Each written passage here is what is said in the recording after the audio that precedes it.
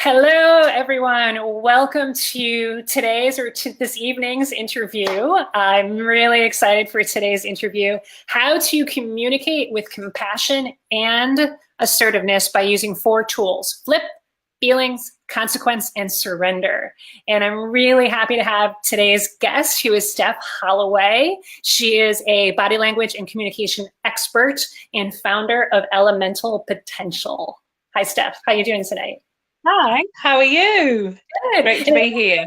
Yeah, it's great. It's great to have you here. And it's actually not, it's evening on the East Coast for me, but it's actually like tomorrow morning already for you, right? Are you over in New It Zealand? is. I'm actually on Halloween at 12:06 at the moment. So Okay. I'm on Wednesday. You're still on Tuesday evening. So it's already Halloween. You're in the future. Well, I hope your I'm Halloween. already on Halloween. Yeah. Cool, cool. All right, so let's dive right in. What we're going to talk about today is we're going to do some role plays. And so we've come up with a few different scenarios that we hope that lots of managers can relate to. And by role playing these scenarios, Steph is going to explain the 4 tools that she uses and that she recommends people use so that they can be compassionate and assertive in their communications. And so this is the flip, feelings, consequence, and surrender. And so through these role plays, we're going to show what that looks like. And so just so people who were watching know, all we kind of planned for was this is the general idea of the role play. I'm going to play this role, you're going to play that role. We have not rehearsed anything ahead of time, so that this can be as natural as possible. So how about we dive in, Steph, and do the first Yeah, absolutely. scenario. Okay, awesome. So the first one is one about stopping irritating behaviors. So this is going to be the coworker constantly interrupts. So coworker, and I'm going to play that interrupting coworker. This is someone at work who might, talk over you a lot, or may, you might be in the middle of work and this person kind of like, hey, I need your help. I need your help. So the interrupter. And then Steph is going to play the person who is going to attempt to stop this behavior. So when we're going to start, how about we start, Steph? So I'm the interrupter at work, and you're approaching me about interrupting. Okay. Are you interrupting me while I'm working, while I'm typing? Yeah, let's say that to kind of paint the picture that I interrupt you and others frequently at work while you might be like in the zone. And also as a side effect of that, I may also be likely to interrupt like while we're talking, like talking over.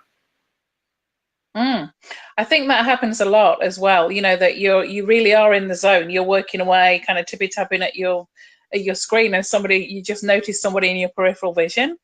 That happens a lot to people in the businesses that I go into. So that's a good place to start. So if you were in my peripheral vision right now and I could see you, I may just give you a glance but not look at you fully. So good body language would be to turn to your person fully. But when somebody hasn't been invited into my space and they're interrupting me, I actually wouldn't do that. I would just kind of maybe look up at them and go, yeah, on a deadline here, Jen, and just look at you. And I wouldn't even say, is there anything I can do for you? Because that would encourage you to talk to me further. So pretend I'm just looking at you going, on a deadline here, Jen. Okay. No, but so how about we play this out? So that's how we'll start the scene, and then we'll play out the scene. Yeah. And I'll be the interrupter. So I'm coming up to you. You're typing away, and I come up to you. Yep. Hey, Steph, I really need your help right now. Oh, on a deadline here, Jen.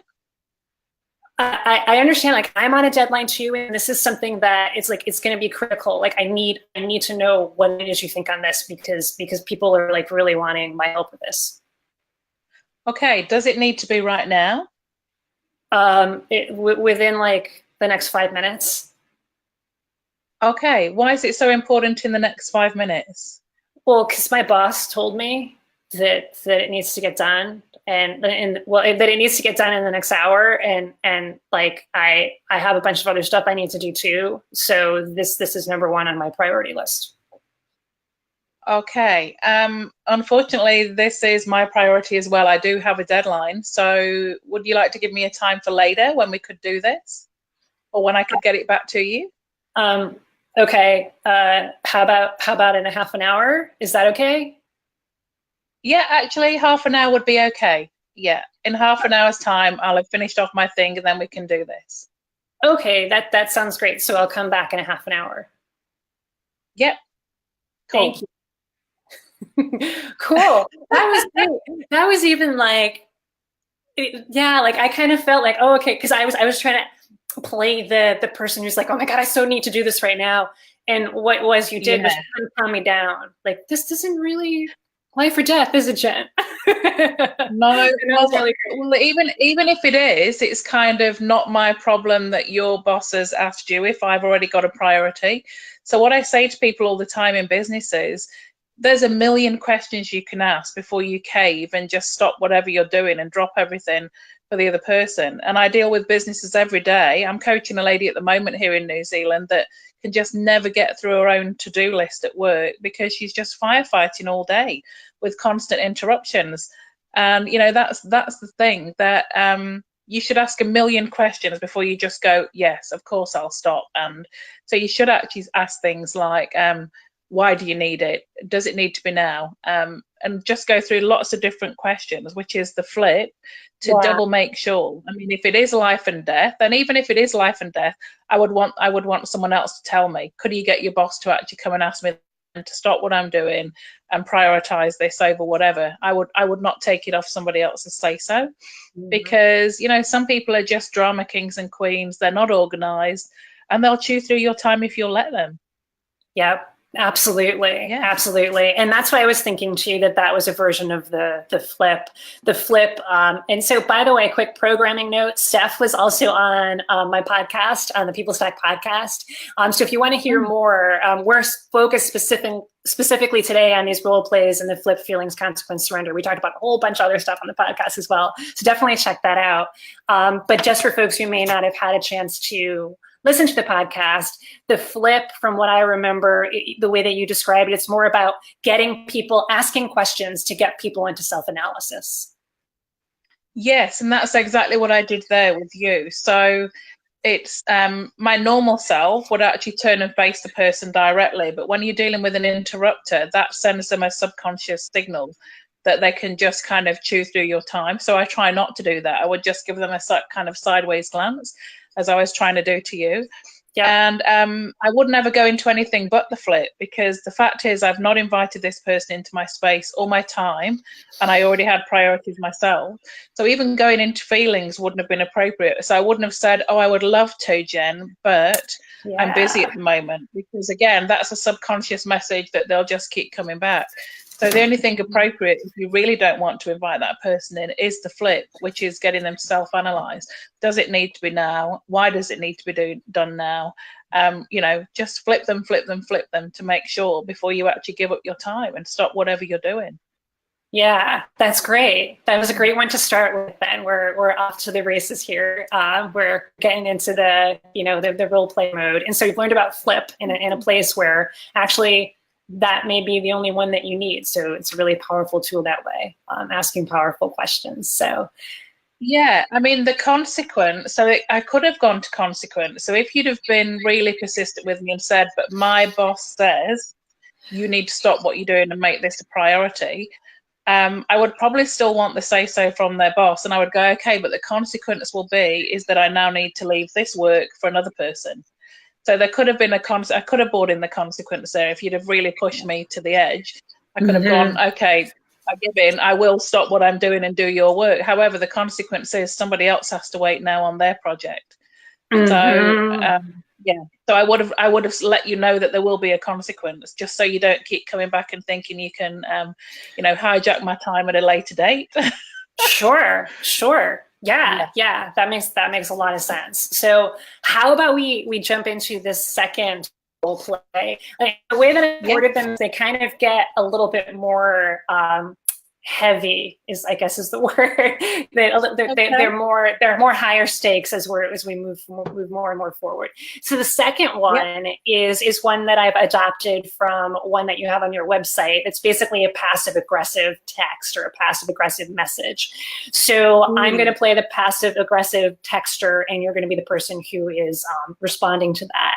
And so to paint the scene, I am a coworker who is in the right next door, right in the next cubicle to you. But we can imagine that there are, maybe the cubicle comes up so much so we can't actually see each other, but we are next door neighbors at work, right next to each other. And I send, even though I'm right next to you, I send you a text saying, stop taking my food from the employee fridge. And by the way, you need to respond to my email. So I send you this text, and so I guess we could start. And you're the food stealer, which I put it in because maybe you did, maybe you didn't.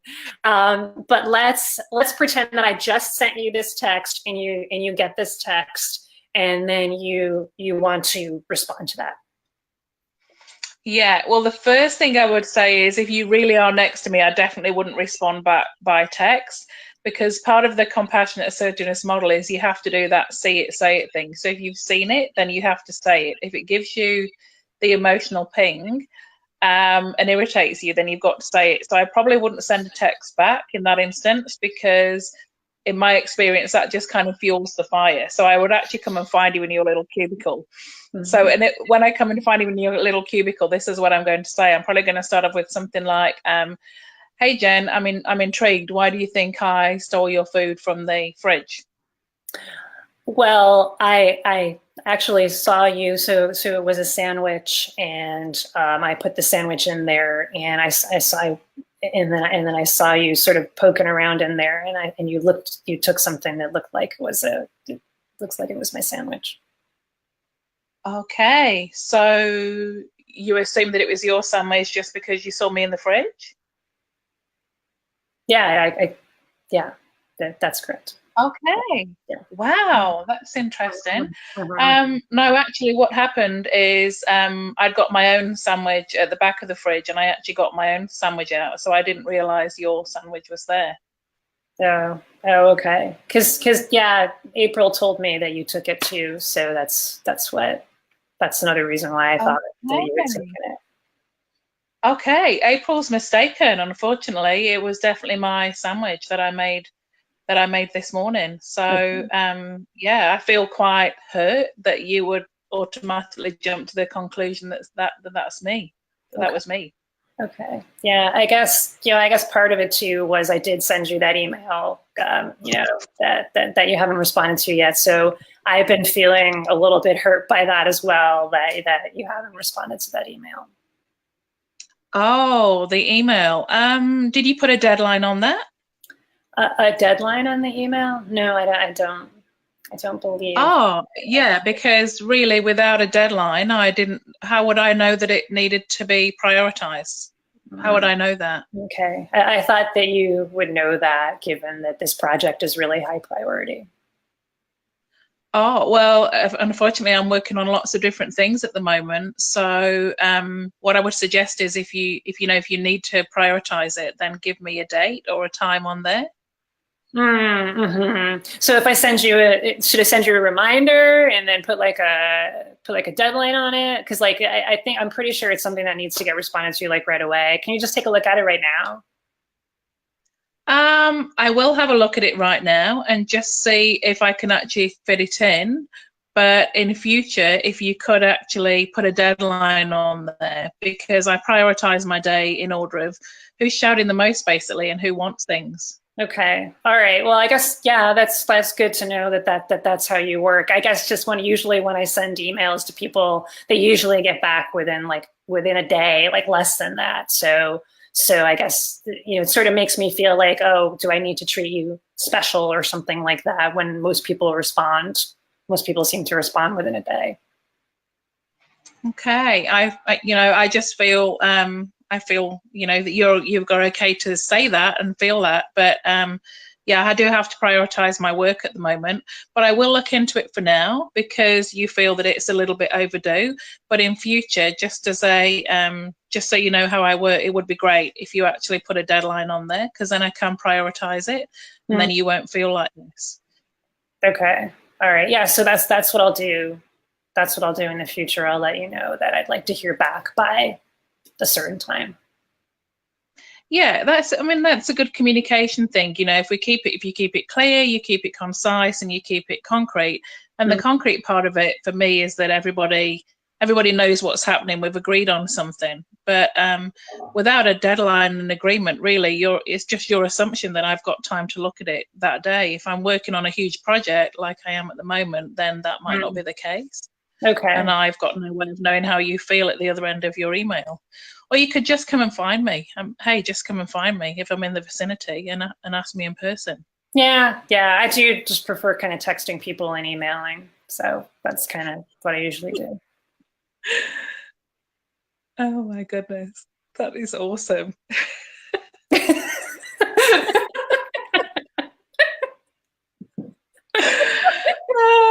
I probably would say to you, I don't prefer text and email. Just come and find me in person. Yeah. If I really wanted to push them, I'd probably say that's quite a passive aggressive approach. Why don't you just come and find me? Okay. Yeah. You might say instead of sending me the text. So you might actually at that point, if that's what that person had said at that point during the conversation, you would call them out on it and say that's passive. Yes, absolutely. Yeah, absolutely. I would always call the person out on it, because or I'd maybe say something like, that's your perception, that's your interpretation of it. Not everybody works in the same way. So, you know, we talked about this in the podcast. I think that a lot of time in communication, when you're running on the assumption, perception, or ego, that's where communication breaks down. And people who send passive aggressive texts and notes, they do tend to be avoiders. So they can say things in a text or an email that they wouldn't say to a person to their face. That's how they work. Yeah, and I have to say, from playing that role, it was very awkward for me because it was like, how do I get into the mind of someone who would send this text? Because my inclination, like especially in the beginning when you were flipping and you were asking questions like, oh, okay, like even that first question, like, did you put a deadline on it? I'm like, oh, I didn't. I'm so sorry. You know, thank you for, but maybe I should do that. Oh, that's great. I want to be a clear communicator. But what I was attempting to do was put myself into the head of someone who was just kind of so pissed off for some reason that there's this sandwich and there's this email and there's probably some other stuff that's going on too that is making this person think, this person is out to get her or him for some reason. And so just like, how would you respond? And it almost requires being in a mindset where it's like, I don't want to come to a reconciliation here. I'm going to be right. I need to be right here. You're trying to make me wrong. So what would that person say? They wouldn't apologize. And so I had to kind of stop myself from saying, oh, I'm so sorry. Next time I will. But that person went out, apologized for it. And so it's interesting to be, to get into the headspace of that. And I think that maybe a lot of us have been in that headspace before, because you're just so, clouded by something, some misperception or some misunderstanding. And so it's at that point when calling them out that's kind of passive aggressive. Do you think that that's actually helpful here? So would that be a feelings thing, like calling them out on that behavior? Or did we get feelings involved, that the feelings? Yeah, I could have brought feelings in more there, but the reason I didn't was I was going to up till a point, and then you said something about, well, Amy told me that she saw you. But still that doesn't prove that I took the sandwich if I know I haven't taken the sandwich. So the whole point of this model is that you can flip and flip and flip and flip. So I'm not going to leave it in a situation where that person thinks that I genuinely took the sandwich if I didn't. I'm going to do whatever I can to correct that point of view. Sure. If it's not true. Yeah, because what I've found in workplaces is, it could just be that you and the other person, Amy or whoever you said it was, you might be the toxic people in that business. And then if I let you get away with that, then that's not going to help the business. All of a sudden, you've got two women who are kind of bullying other women. And if I was a more passive person, I would just maybe gone, I didn't take it. And then if you'd have said, well, Amy saw you take it, I probably would have just walked away and not said anything. Whereas by standing my ground and saying, it still doesn't mean that I took it. My sandwich was at the back of the fridge. You know, Amy maybe didn't see what she saw. That's just her perception. Yeah. So it's something that just flips it back without just otherwise. So you heard me say on the podcast, I think, you know, if you let that go, then you've invited it in, so you've accepted it. And if you've accepted it, then it's not going anywhere. That's going to happen again and again and again. Mm-hmm.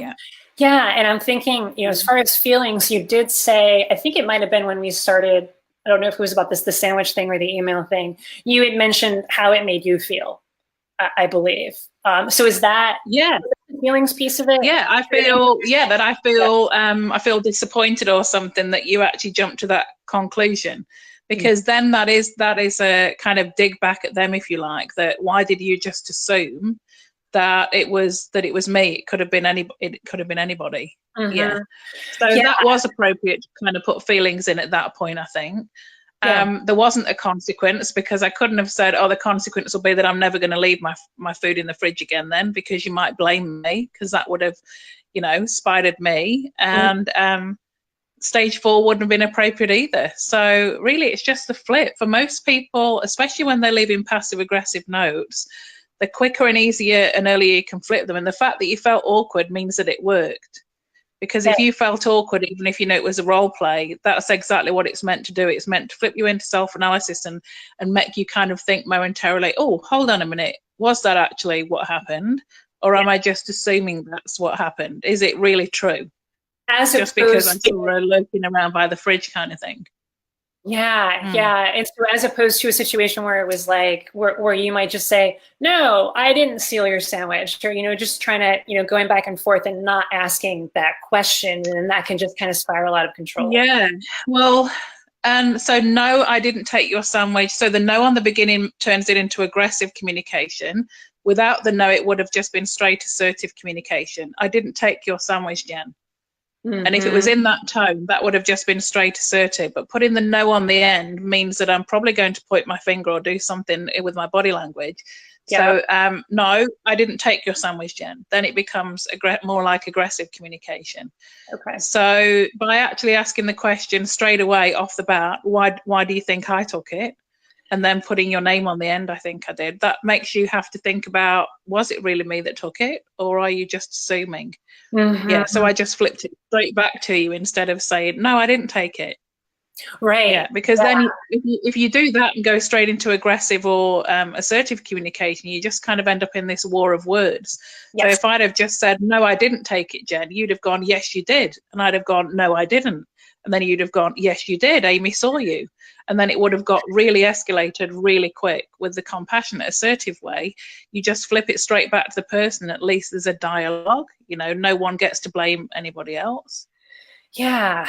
And so what about, that's one way that this could have escalated without using these tools.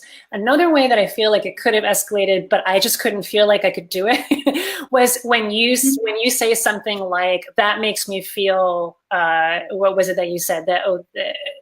That you explain what I think I said, I feel disappointed that you assumed that was me, or something like that. Yeah. I could see somebody saying, you feel disappointed. Well, I feel annoyed that you know, if you're disappointed, you know, almost like, maybe they don't come out and say it, but through their body language, it's almost like, I don't care that you're disappointed.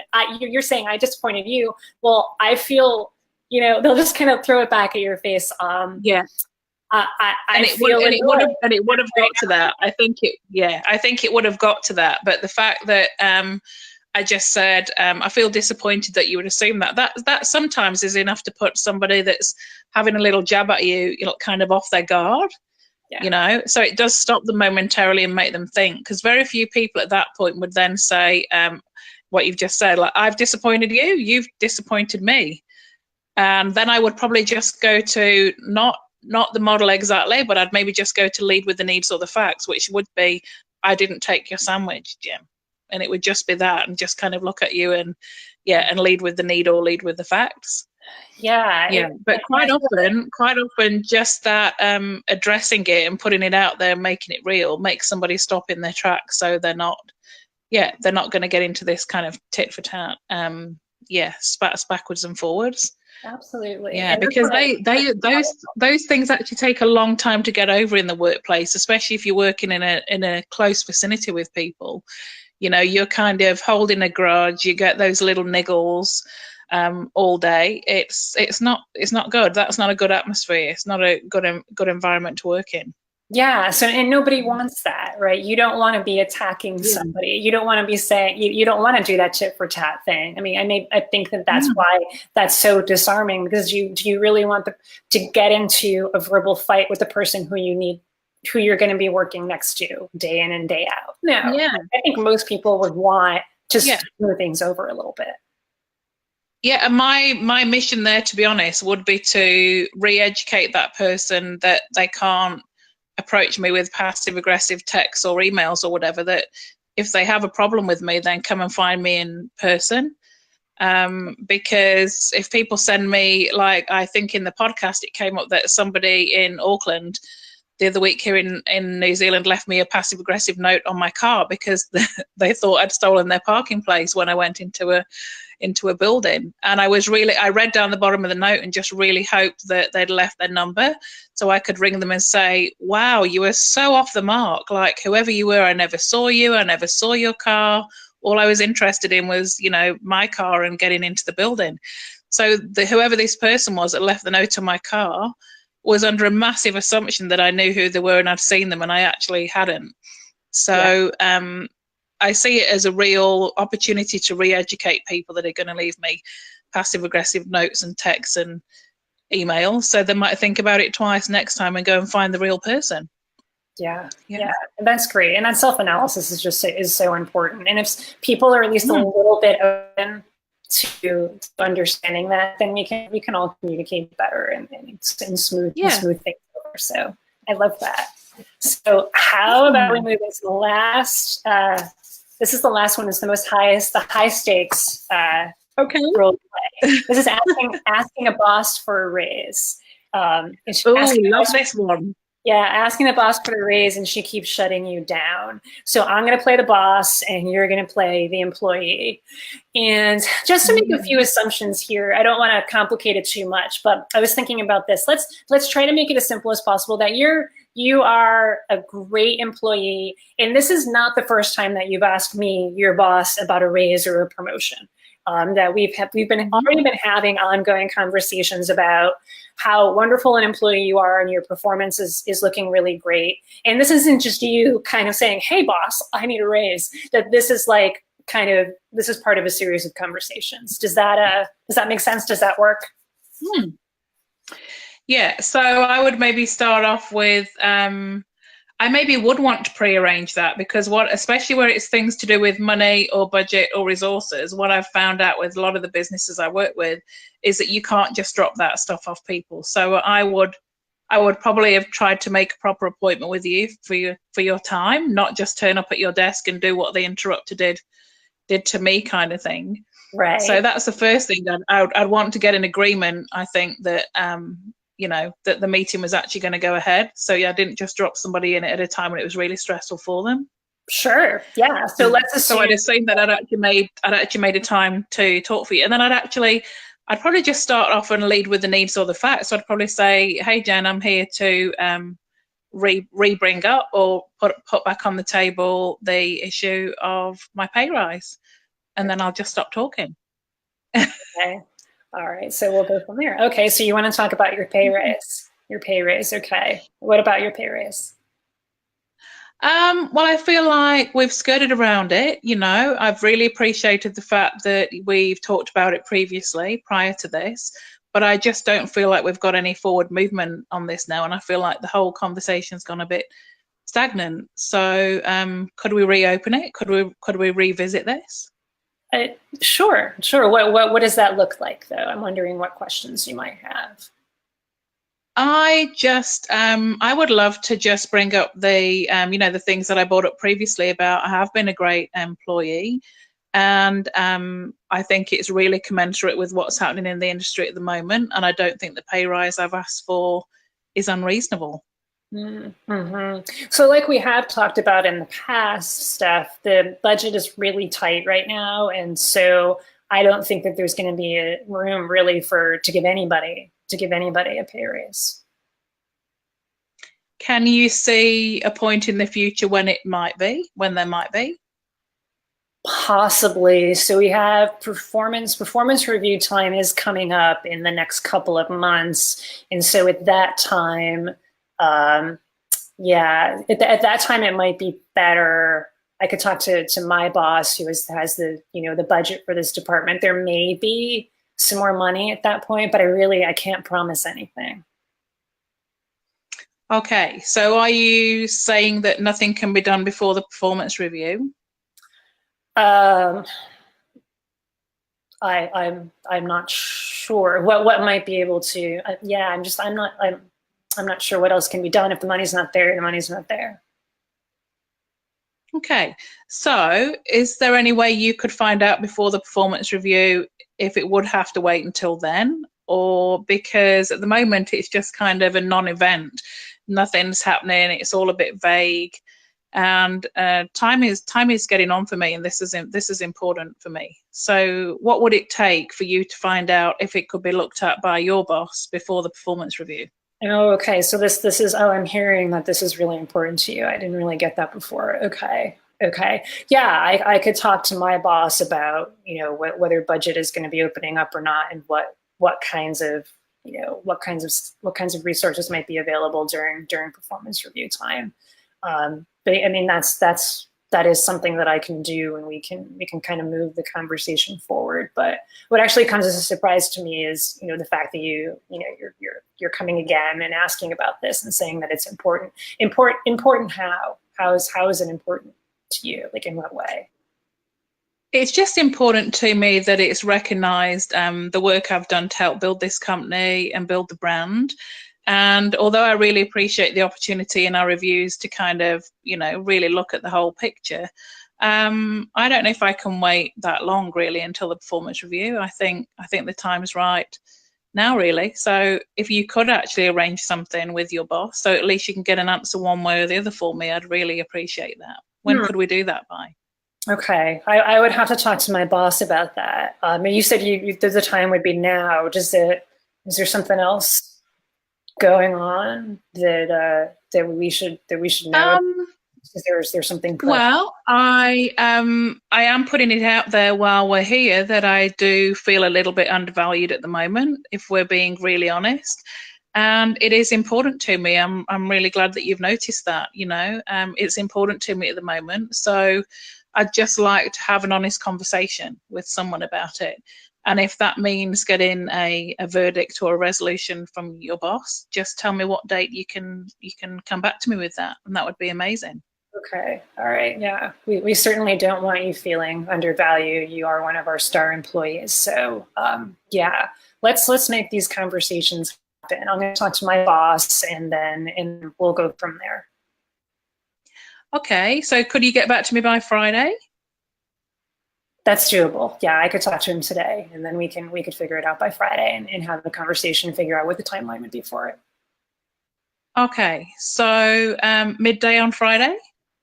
Yeah, midday is fine. Yeah, people leave early, so awesome. Yeah, yeah. So noon time Friday.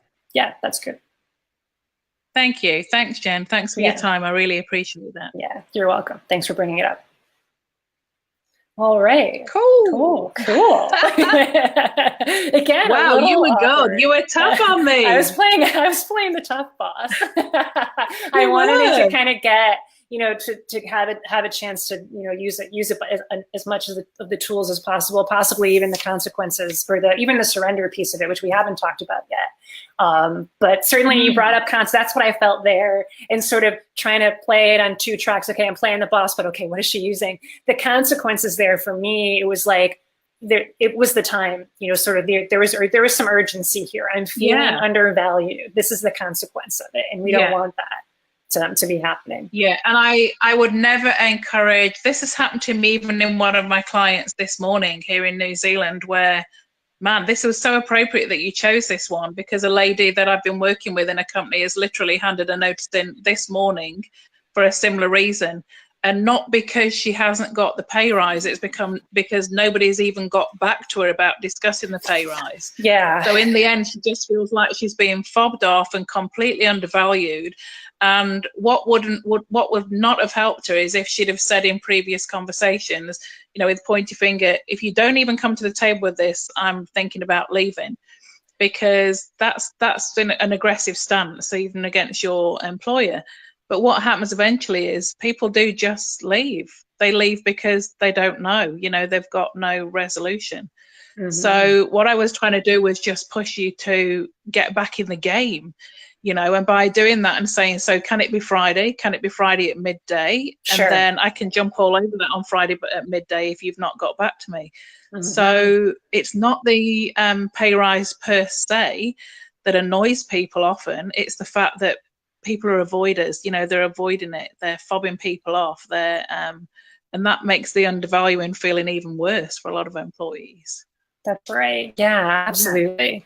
Could that have reached, or what would have happened in that conversation to have brought it to surrender? And what would surrender look like in that particular situation? Oh, well, I suppose, because I thought it was going to get to that, because you kept saying, oh, it seemed as if you didn't have that much autonomy. And I thought about really pushing you in that when you said, oh, I don't know, I'll have to ask my boss. I could have been really, really quite blunt and said, so you don't have any autonomy to make this decision. Shall I go to your boss? Yes. But again, that could have been seen as an aggressive, you know, as an aggressive stance. Yeah, so the choice or surrender stage is literally when you get to the stage where you're going, okay, I've tried everything to bring this to resolution. What do you think should happen? And then you could, in fairness, have said to me, you'll just have to wait until the performance review, Steph, because there really isn't any more money at the moment. And then maybe, just maybe, I would have accepted that. But because I managed to flip you and get you to agree to Friday at midday, I didn't need to do that. Right. Okay. So if that hadn't happened, then you may have said, okay, let's wait until performance review time. Can we put something on the calendar when exactly you're finding out when exactly is performance review time, and let's put something on the calendar for that time and kind of move forward and follow up from there. That would be surrender. Yeah, because there was lots of potential outcomes from that. One outcome is that you could have just told me to pull my head in, as we say in New Zealand, and said, no, you're just gonna have to pull your head in. I've already explained to you there's no more money. So you need to stop this now, wait till performance review. And I may or may not have had to just accept that. The other version is the one that I did, where I kept pushing you to agree you to actually at least ask your boss, because at least then I know the answer. And my personality is, at least if I know the answer, I can take that, as long as you bothered to find it out for me. But at the moment, you'd not even bothered to find out for me whether that was true. You just kind of kept saying, oh, well, you know, I think my boss says that. So I just wanted to kind of lock that in and know for sure.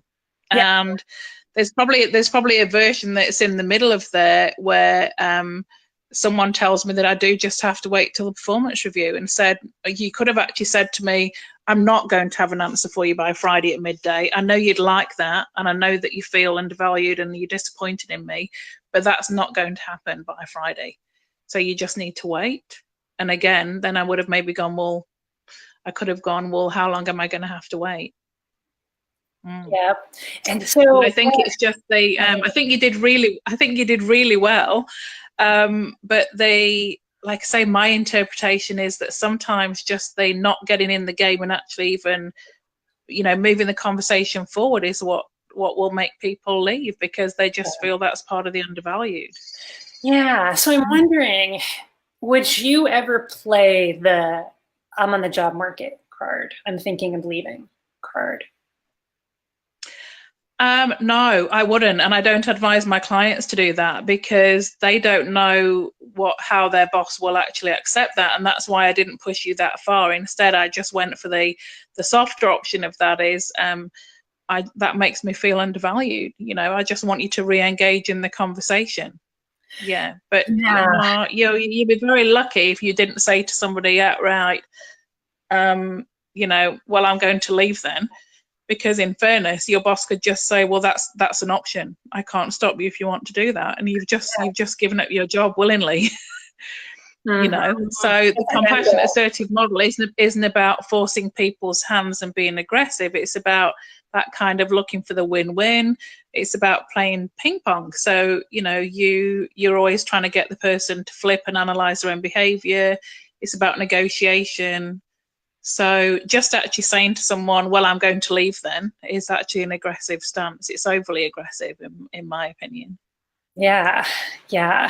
Wow. So the surrender then, just to make sure that we're understanding that, if you were surrendering, what would that sound like? Is it like, so surrender is some question, it's some version of the question, okay, what do you think should happen? So it's almost like you've tried everything else. I've tried to get you to realize that I'm undervalued and this is important to me. You don't seem to get that. I've tried to make you understand how I feel.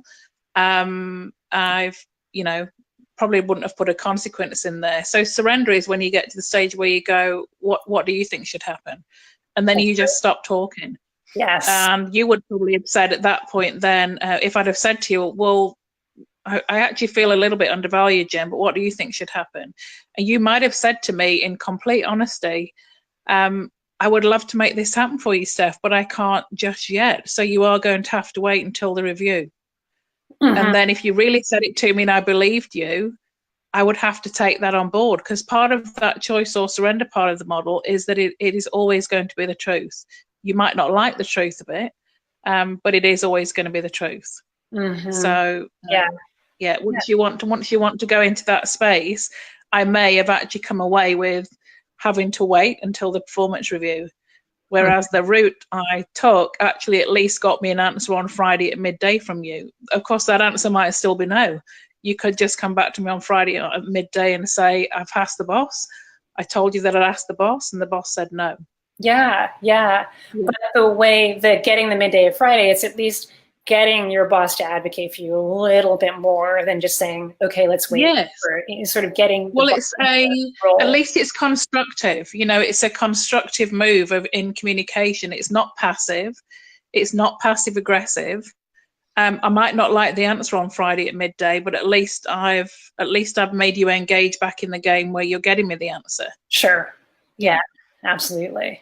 Cool. Well, this was fun. It was interesting to sort of go into those roles and just sort of like step into that space of what would someone have to be thinking or playing or feeling emotionally in order to be in that space. And I think the number one thing that I got out of it, beyond just sort of a reminder of the flip, feelings, consequence, surrender, is the power of the flip. That alone, just getting, instead of just responding like that knee-jerk reaction, asking a question to get them to get somebody else to self-analyze. And it's almost like in the surrender, that question that you had said, well, what do you think we should do? That's almost a way of flipping it as well, right? Where it's like, okay, we've gone through all of this. And so now it's, what do we do? And this is a two-way street. So it's so powerful. So they're wonderful. They're wonderful tools. So thank you for sharing them and doing some role plays. Oh, you're welcome. And I think the other thing to remember is that if you're the person that gets stuck with the emotional ping, in other words, that little niggle that you've been undervalued, unappreciated, unaccepted, whatever. If the ping stays with you, then that's not good. You've obviously, the communication's not been right for you. So the ping for me in that role play wasn't the fact that I may or may not get the pay rise. It's the fact that I couldn't get you to engage. So the way I got rid of the emotional ping was by getting you to at least agree to give me an answer by Friday at midday. I might still not like the answer, and that will generate a new ping, but then I'll deal with that ping at the time. So I think the key is just, making sure that the emotional ping doesn't stay with you. You send it back to the other person. Yeah. Because otherwise this is where resentment, kicks in, and the little niggles and prejudgments about people, and that's not good over time. It's not. It's not. It's a two-way street. Mm. It's a series, especially when we're talking about high stakes stuff like salary negotiations. It really is a series of Yeah, conversations. So let's focus on yeah. this one conversation and move the ping pong back and forth just for this one, and then slowly but surely Mm. we'll move it forward. That's a good point too about not thinking about I want more money or I deserve a raise or whatever. It's what's the purpose of this one conversation? It's to get my boss at least a little bit more on board. And in that case, it Yeah. would have been a win. It would have been a huge win because now that your boss has agreed to meet with you, as opposed to putting it into this huge thing of like, oh man, I want to get a raise. You're not going to, and for those kinds of things, it's probably not going to happen. You're not going to like walk into your boss's office and they're going to say, okay, here's 50% raise. It doesn't happen that way. So just sort of compartmentalize or break it up into the smaller steps and play ping pong, one conversation at a time. Yeah. Yeah, and that's actually a good way of looking at it, compartmentalizing it. So deal with each ping as it happens in its own little ecosphere. So the main ping for me there was actually just getting you to re-engage. There might be another one on Friday when I might or might not like the answer that you give me. So yeah. And then you go from there, one step at a time. Great. Cool. Yeah. So it was wonderful talking with you. Yeah, it was wonderful talking with you tonight, or this morning for where you are, Steph. Thanks again for sharing. And if people want to find you online, or if they want to find out more about feelings, consequence, surrender, and the tools you have to share, where can people find you? There's lots. Thank you for the opportunity. There's lots of stuff on my website, which is www.elementalpotential.com. And it's got lots of different categories. It's got a section called the learning opportunity, and in there are articles, blogs, case studies, so on lots of different topics. But there's a whole section just on compassionate assertiveness. There's a section there on body language, and so go and check it out and have a look. There's lots of it. There's lots of free information on there that explains in detail lots of real life examples and case studies about compassionate assertiveness. Yeah, great. Yeah, I checked it out. There's a lot of great stuff. That's how I got some of the ideas for the role play that I was looking at on the cases on your website. So lots of great stuff there. So I definitely encourage people to check that out. So thank you again so much, Steph, for helping us to be more compassionate and assertive in our communications. Awesome. Thank you. Thanks for the opportunity. Good luck, everybody, with your whatever you're dealing with in communication. Awesome. Okay. Bye, everyone. Thanks, Steph. Whoa.